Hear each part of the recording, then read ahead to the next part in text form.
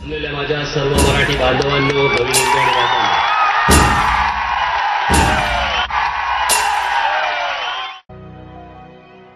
याच्या अगोदर या महाराष्ट्रामध्ये पर्याय नव्हता. तुम्हाला समजत नसेल की बाबा काय करायचंय. आज सांगतो तुम्हाला, इतर माझ्या जाहीर सभांमध्ये पण जे सांगितलं, आज तुमच्या साक्षीने तुम्हालाही सांगतो, या महाराष्ट्राच्या पहिल्या दौऱ्याची सांगता करताना पर्याय नव्हता ना, हा राज ठाकरे तुमच्या समोर पर्याय आहे.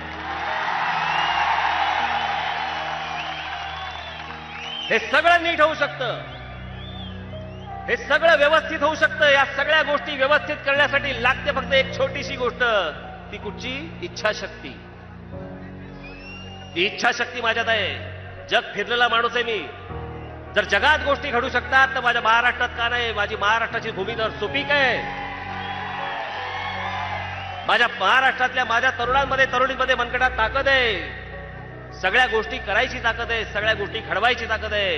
हा नवा महाराष्ट्र घडवण्यासाठी म्हणून तुम्ही आत्तापासून कटिबद्ध होणं गरजेचं आहे.